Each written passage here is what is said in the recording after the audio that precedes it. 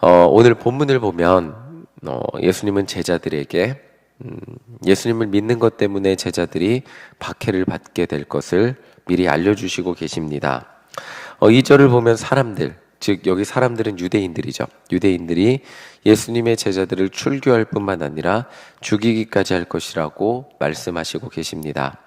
그런데 이러한 행동을 하는 유대인들이 더 힘든 이유는, 이 핍박을 받는데 더 힘든 이유는, 예수님의 제자들이 핍박을 받으면서 더 어렵고 힘든 이유는, 유대인들이 예수님의 제자들을 핍박하면서 자신들이 예수님의 제자들을 박해하고 출교하고 죽이기까지 하는 이 모든 일들이 하나님의 뜻이라고 생각하고 하나님을 위해 한다고 착각하고, 그렇게 하나님을 위해 예수님을 믿는 제자들을 핍박하고 괴롭히게 될 것이라고 말씀해 주시고 계십니다. 이 말은, 이러한 이야기는 사도행전에 사도 바울이 예수님을 만나기 전에 행동을 했던 것들을 보면서 우리는 알 수 있습니다.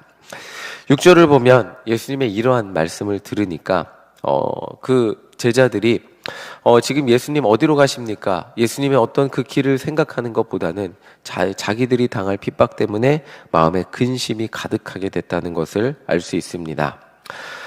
이 세상 그 누구도 예수님을 믿고 잘 된다고 얘기를 듣기를 원하지, 예수님 믿으면 여러분 박해당해야 됩니다, 힘들게 살아야 될 것입니다, 나중에 힘들 것이 예고되어 있습니다 라는 말을 듣기 원하는 사람은 아무도 없을 것입니다. 예수님을 믿으면 만사형통하게 될 것입니다. 힘든 일이 있으세요? 기도하세요. 다 해결될 것입니다. 이런 말을 해주어도 예수님을 믿을까 말까인데, 박해와 핍박이 우리에게 예고되어 있다고 한다면 예수님을 믿으려고 하는 그 마음 가운데 근심이 생길 수밖에 없을 것입니다. 그러나 예수님이 이렇게 먼저 제자들에게, 이 박해와 핍박이 제자들에게 있을 사실을 알려주시는 이유가 있습니다. 우리 1절 함께 읽어보겠습니다. 1절입니다. 내가 이것을 너희에게 이름은 너희로 실족하지 않게 하려 함이니.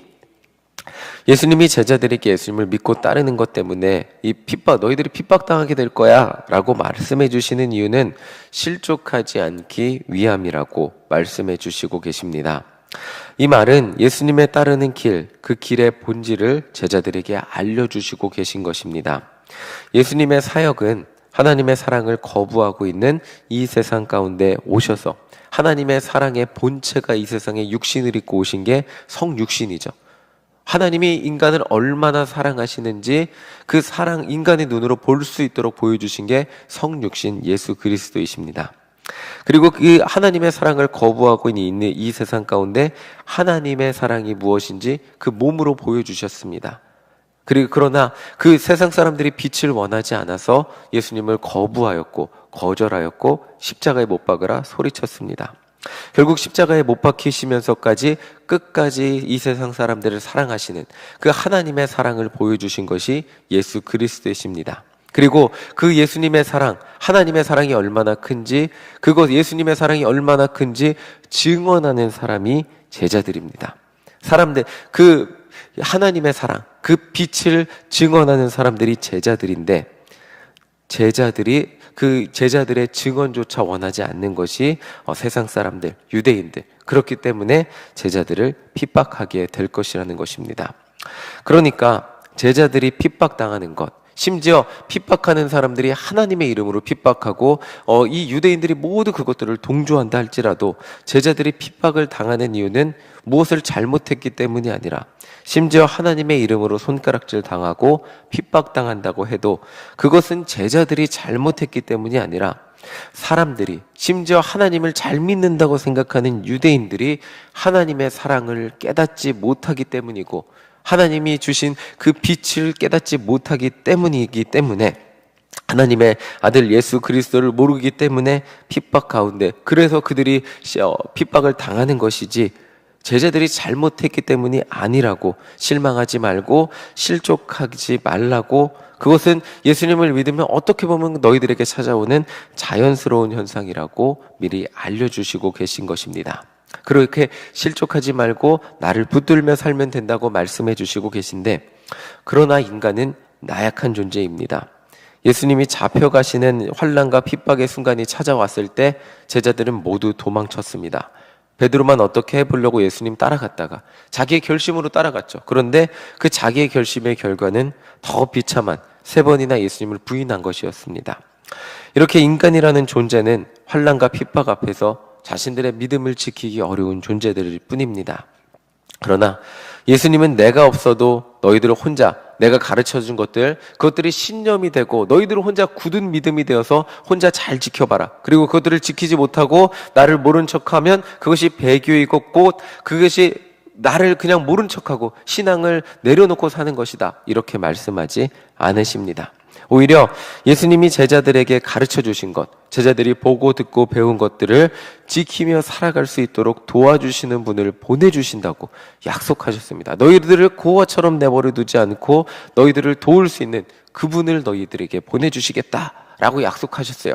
너희들은 혼자 신앙생활하는 게, 내가 너희들 곁을 떠나도 너희들은 혼자 신앙생활하는 것이 아니다 라고 약속해 주시고 계세요. 13절 우리 함께 읽어보겠습니다. 13절입니다. 함께 읽겠습니다. 그러나 진리의 성령이 오시면 그가 너희를 모든 진리 가운데로 인도하시리니 그가 스스로 말하지 않고 오직 들은 것을 말하며 장래일을 너희에게 알리시리라. 자, 너희를 진리 가운데로 인도하신대요. 진리가 뭐예요? 길이요 진리요 생명 대신 예수 그리스도께로 인도하는 거예요.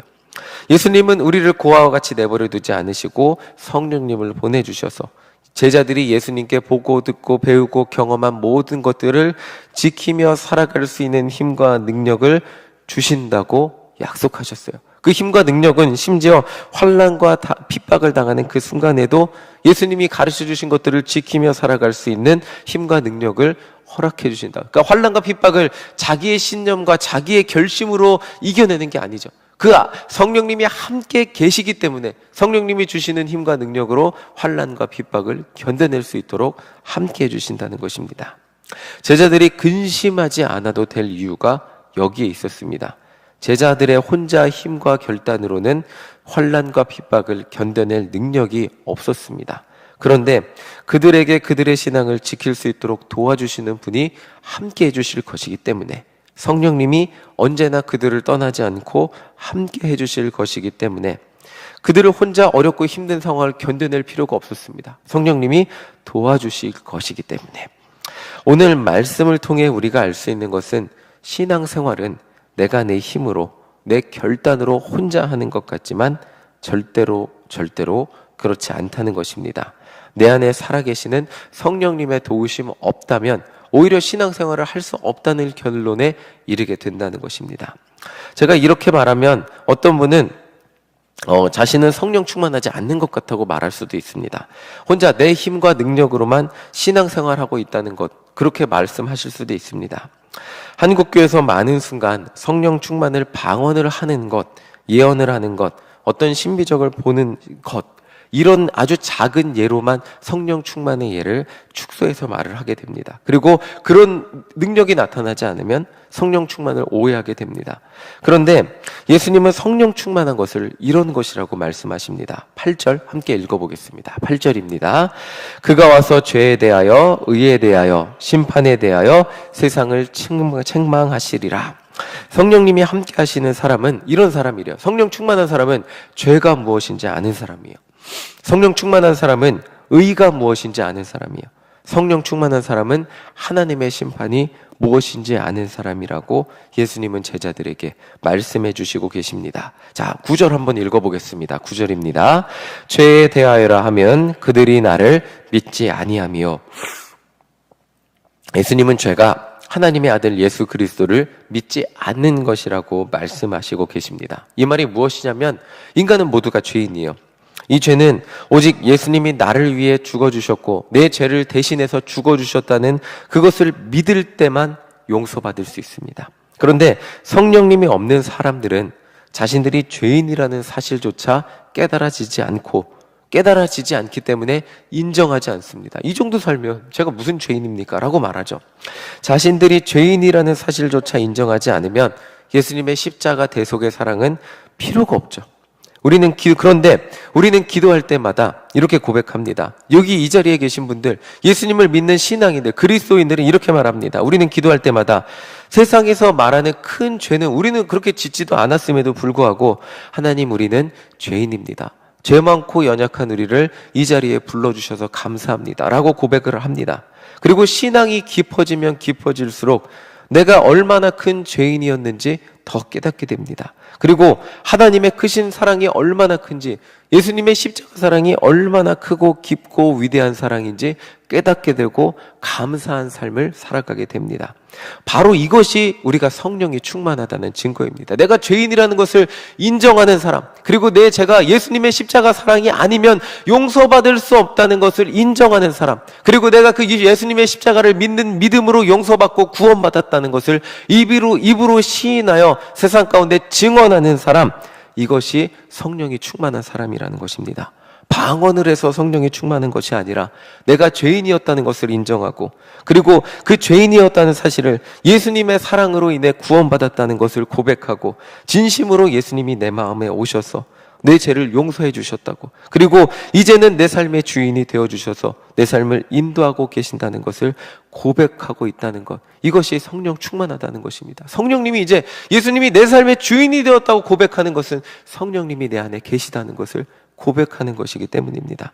그것이 성령이 충만한 모습이라고 말할 수 있습니다. 또한 10절을 보면 성령님은 의로움이 무엇인지 알려주십니다. 세상의 의로움은 정의를 말합니다. 그런데 예수님의 의로움은 하나님의 뜻이 이루어지는 것을 말하고 있습니다. 성령님은 성도들이 하나님의 뜻, 하나님의 의를 이루며 살아갈 수 있도록 도우시는 분이십니다. 그러니까 성도들의 삶의 이유와 목적이 나의 삶을 통하여 하나님의 뜻이 이루어지는 것이 되는 것이죠.